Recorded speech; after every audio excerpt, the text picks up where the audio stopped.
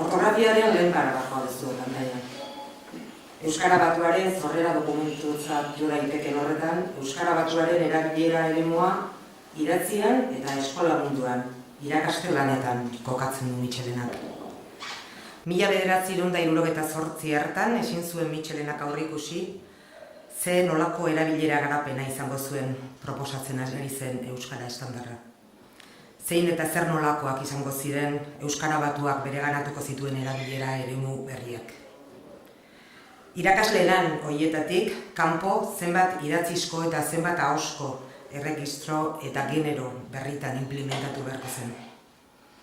Komunikabideen alorrean arreta ipinita, 80-90ko hamarkadetan sortu ziren komunikabidetan oso presente egon zen Euskara Batua ezinbesteko hilara bizikoa zela. Eta komunikabideak biziki lagundu zuten Euskara Batua, Euskararen iraupena, binomio ideologikoa sendotzeko iritzi publikoan. Euskalkiek Euskararen bizi berritzean, iraupenean, izan zezaketen lekuaz, berriz askoz gutxiago eztabaidatu zen hamarkada horietan. Eta naiz Euskalkien iraupenez, Euskararen iraupenez bezik. Areago esango nuke, iritzi publikoan sarritan Euskararen barne dibertsifikazioa iraupenerako konpondu beharreko gaitzat hartzen zen. Komunikabideen erabilera ziurrenik mugarritzat hartu daiteke Koldo Zuazok eztabaida horretan eginiko zenbait ekarpen. Biziki 2000 urtean argitaratutako Euskararen sendabelarrak lanean aurki daitezkenak. Oso eztabaidagarriak iruditzen zaizkit niri Zuazok darabiltzan hainbat argudio bide. Baina horrek beste komunikazio baterako emango luke. Baina xehetasunetan sartu gabe, lan horretatik nabarmenduko nuke Euskalkiei Euskararen iraupenerako biziberritzean esleitzen zien lehentasunezko zeregina. Bereziki Euskara Batua bera aberasteko iturri gisa. Zuazok Euskararen sendabelarrak lanean edabidentzat egiten duen proposamenak hizkuntza aldakortasunaren dimentsio geografikoa hartzen du. Komunikabidearen hartzailearen jatorri geografiko dialektala.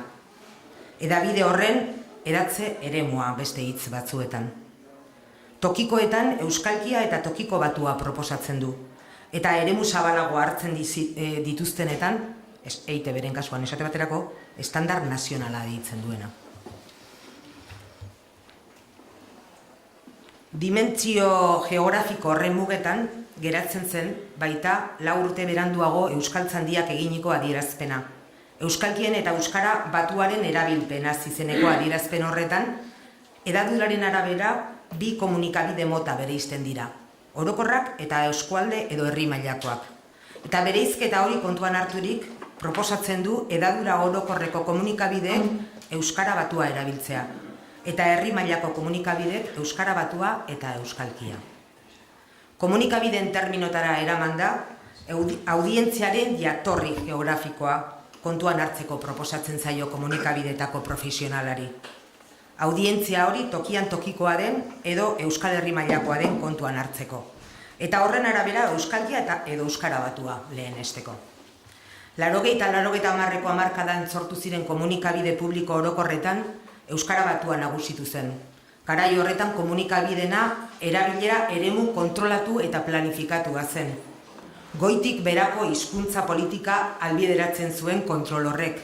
Eta euskarazko komunikabide publikoetan estandar batuaren ezarpena eta edapena biak lehenetsi ziren, zeregin normalizatzaileen zerrendan. EITB-ren zeregin garrantzitsuena Euskara Batuaren edapena izan zen hasieratik. EITB-ren lehenengo estilo liburuan, 1994an, Manu Arrasateren hitzek gogorarazten digute Mitxelenak 1978an batasunaren alde ematen zituen argudio nagusiak. Batu egingo du eta ez banandu, zatitu eta sakabanatu. Euskalkiak ikusten dira Euskara Batua aberasteko iturri gisa. 2016an parlamentuan aurkeztutako kontratu programan ere antzeko hitzak errepikatzen ditu EITB-ko zuzendaritzak. Oraingoan azpimarratuz, esatariek Euskara Batua haien euskalkietatik aberasteko aukera izango zutela. Albistegietan esesik, fikzioan eta bikoizketan hizkuntza politika bera eraman zen aurrera. Euskara Batuaren erabilerari dagokionez. Adibidez, Josu Baranbonesek gaztei eta umei zuzendutako bikoizketaren inguruan eginiko ikerketan erakutsi du fikzioaren karakterizazioan Euskara Batua izan dela hamarkada horietan pertsonaia guztien Euskara aldaera. Tokiko hedabideetan aurrera eraman den hizkuntza politika aztertu gabe dago, nik dakidala behintzat.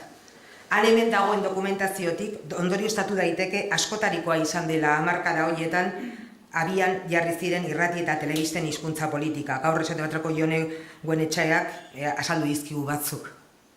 Zuazo eta Euskaltzandiaren gidalerroak kontuan harturik kasu askotan ziurrenik, euskalkiaren eredu batu batera hurbildu dira tokia tokiko hedabideen kasuan. Bizkaia irratia betidanik Bizkaiera Batuan emititu du, eta iparraldean Euskal Irratiak federazioan biltzen diren irratia. Gaur ikusi dugu Anboto eta beste hainbatek ere antzekoa egin dutela. Gutxiago dira tokian tokiko eskualdeko hedabidean Euskara Batuaren aldeko apostua egin dutena. Goiena izan daiteke adibiderik argiena. 2000 urte inguruan interneten munduan sartu zen euskera. Eta ordutik erabat aldatu da euskararen testuinguru mediatikoa. Jakina Euskara Batuaren zorrerarako garai hoiekin aldentu da. Baina baita geroago 80 eta 90 hamarkadetan euskarazko ikusentzunezko lehen medioak sortu ziren garaiarekin konparatuta ere. Bi gauza nabarmenduko nituzke aldaketa horretan. Lehenengoa, aro digital honetan komunikabideek testuinguru homogeneo eta kontrolatuak izatetik, erabat heterogeneo eta kontrola ezinak izatera igaro dira. Hizkuntza politika erabilera eremu horretan ezin daiteke goiti berakoa izan, ez soilik behintzat. Interneten zorreratik eta bereziki sare sozialak eta web 2.0 diren web baliabideak sortu direnetik, Euskara ahots eta ideologia linguistikoa anitzeko testuinguru mediatiko batean bizi da. Aldaketa hori nabaria da komunikabideetako eguneko prasian. 2000 urtetik barne dibertsifikazioaren zantzuak gero eta nabariagoak dira. Batez ere euskarazko ikusentzunezko produktuetan. Aldaketa hori interneten sorrerarekin etorri da, baina ez da erabilera eremu horretara mugatu. Euskalkien erabilerak gero eta ohikoagoak dira euskarazko zinema produktuetan. Esate baterako film herrien artean, loreak, handiak, errementari izan daitezke adibiderik argienak. Guztietan dialektoak leku garrantzitsua du pertsonaien karakterizazioan. Telebistarako sortutako produktu arrakastatsu zenbaitek ere, aipagarrienak izan daitezke guazen Mac edo Noaoa, hildo beretiko urratsak erakutsi dizkigute, umorea eta entretenimenduaren alorrera mugatuta bada ere. Euskalkiak esparru publikoan erabiltzeko joera hori bereziki nabaria da gazteei zuzendutako produktuetan. Gaztea, irratia edo gutarrak telebista saioak direlarik adibiderik argienak. Eta azken 5 urte hauetan, gero eta nabariagoak dira informatiboak diren saioetan eta mai inguruetan ere. Euskal Irratian esatari nagusiek Euskara Batuaz egiten dute. Baina gero eta maizago entzuten ditugu aditu iritzi emaile kolaboratzaile zenbaitek euskalkian dihardutela.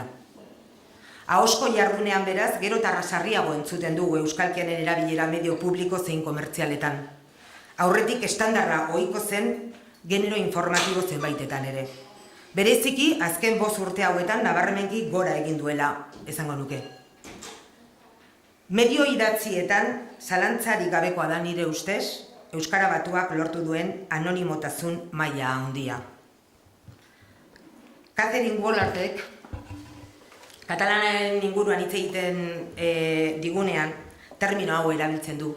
Eta arekin azaldu nahi du, testuinguru batean, hizkuntza bat edo aldaera bat espero izatekoa denean, esmarkatua denean, era anonimo batean erabiltzen denean.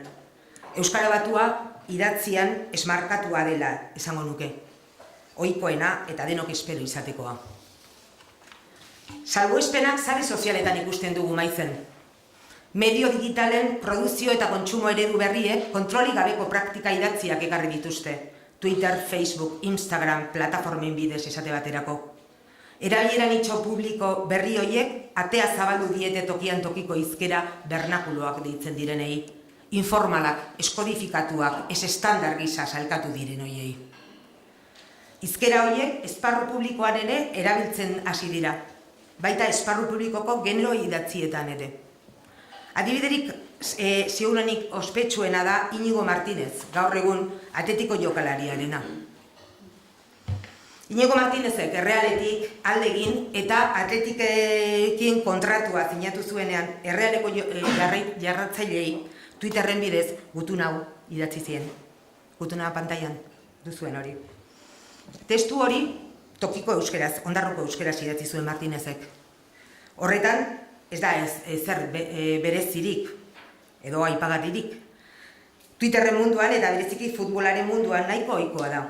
Urtira joan gabe, Errealeko beste jokalari bat zuen, idatzitako txioak, erraz ikus daiteke dialektuan direla. Adibidea, interesatzen zait, Ondarruko euskaraz idatzitako esker gutun horrek, eztabaida sutsua piztu zuelako sare sozialetan, Twitterren zein Facebooken. Sare sozialetatik prentza idatzira joan zen, Berrian, Zuizeun, Argian eta irrati mundura, Euskadi irratian ere zabaldu zen. Eztabaida ekarri dizuet nire ustez argi erakusten digulako, Euskara batua eta euskalkien aukeraketa gaur egun hartzailarekin ez ezik loturik dagoela, bestelako eragile ideologiko, estetiko eta identitario askorekin. Adibideak erakusten digu, ganera, sare sozialak gaur egun plaza, eztabaidagune, agora berritzat jo daitezkela. Eztabaida Martínezi eginiko kritiketan zalantzan jartzen zen tokian tokiko forma horiek idatzizko genero batean egokitzat jo daitezkeen. Askok Martínezen euskara batuaren euskara batuaren kontra ari zela esaten zuten. Etzen falta Martínez analfabetotzat jo zuena ere. Aldekoak Martínezen mezuaren ontasunak zerrendatzen zituzten. Ondo laburtzen ditu Maialen Arzaiuzek Euskadi Irratirako bidalitako iritzi artikuluaren azken parte honek aldekoen argudio lerro nagusiak. Ondarrotarrez idatzitako gutunak niri behintzat autentizidadea eta hurbiltasuna sentiarazten dizkit. Beste inori edo roboten bati eskatu beharrean Inigok berak idatzi izan balu bezala. Argi dut, eremu formaletan euskara eredu bat erabili behar dugula, genukela. Nire ustez, lehendakariak edo EHUko erretoreak euskara batuan idatzi eta hitz egin beharko lukete. Baina eremu formal guztiak aldira berdinak. Edo eremu formal horietan ere badira informalak direnak. Adibideak euskalkien praktika berria eta erabilera horren inguruko gogoeta linguistikoa agertzen dizkigu. Eta erakusten digu, sare sozialetako praktikek medioetatik kanpo ere dimentsio zabalagoa duten aldaketa ideologikoen berri ematen digutela. Lehen sarritan esparru publiko eta pribatuetara mugatzen ziren ideologia linguistikoak ere agerian geratzen dira eremu digitalean.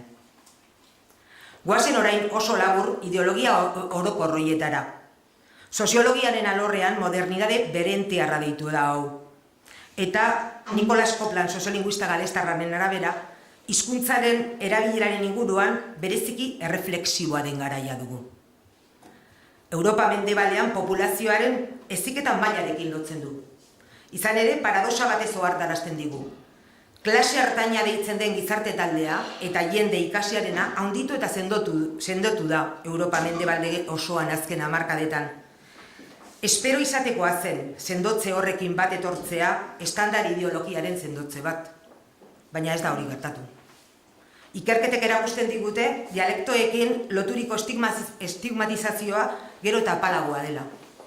Belaunaldi ikasi hori, belaunaldi omniboro deitzen du Coplanek, oroialea, hizkuntzari dagokionez.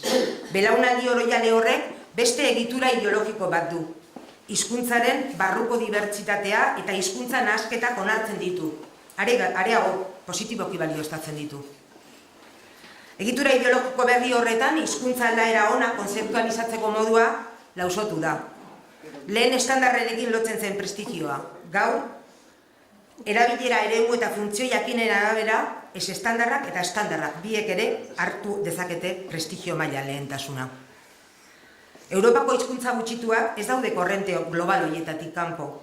Hizkuntza gutxituetako hiztunak bereziki erreflexibotzat jotzen ditu Koplanek. Eta galesaren kasukoak jartzen dizkigu adibide. Hizkuntza gutxituen kasuan, bestelako joera globalak atzematen dituzte, baita Irlandako gaelikoa, sami hizkuntza edo kortziera ikasi dituzten ikerlariek. Eta horietan nabarmentzekoa da, nazio identitateak garrantzia gutxiago duela gazteentzat. Ahuldu direla nazio hizkuntza eta aldaerarekin loturiko ideologiak eta sentimentuak, eta horrekin estandarrekin loturiko sentimentuak. Dialektoen erabilerari dagokionez, ikerketa horiek defendatzen dute esparru publikoan dialektoak erabiltzeko joera eta arrazoi identitario eta estilistiko berriak garatzen ari direla hizkuntza gutxitu horietan ere. Bereziki, dialektoen erabilera gero eta gehiago deslotzen dela eremu geografikotik. Hartzailearen dialektoarekin bat egitetik.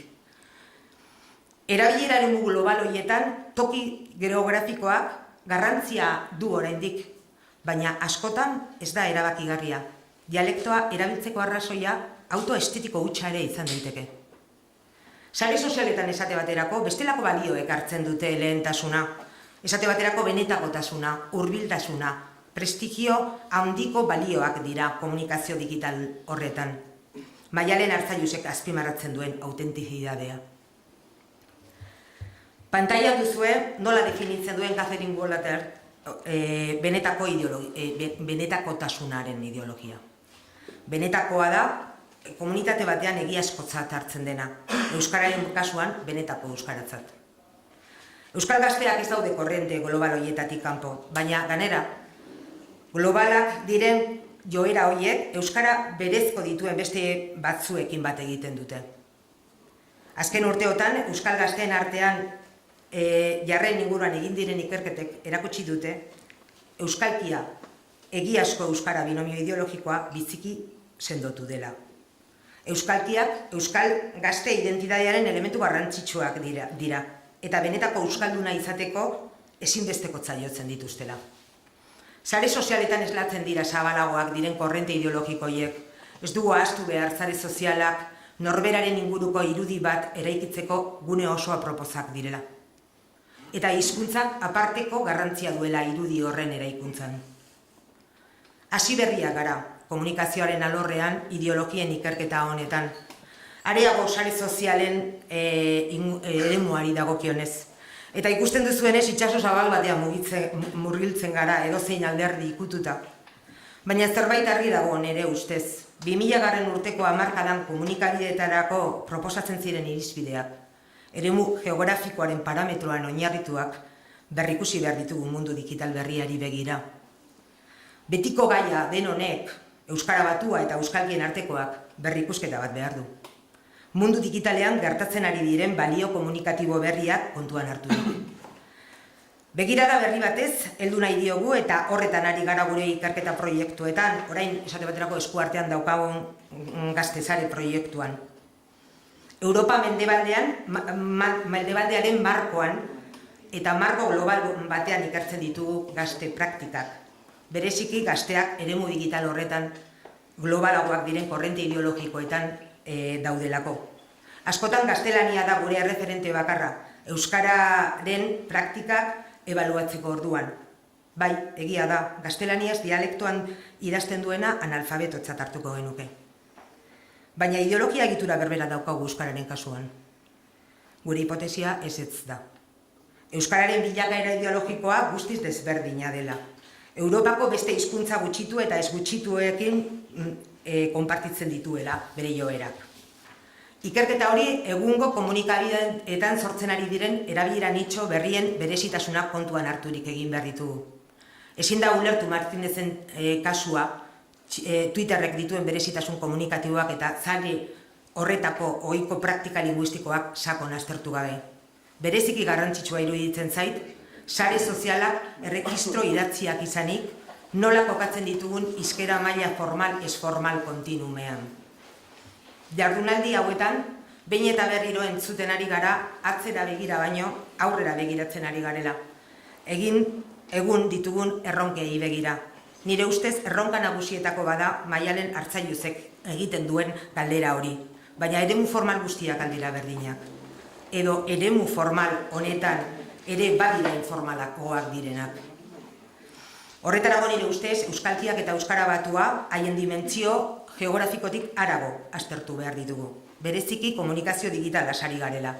Euskalkiak zein euskara batua baliabide identitario eta estilistiko gisa ikusi behar ditugu. Norberak bere irudi mediatikoa eraikitzeko tresna gisa. Eskerrik asko.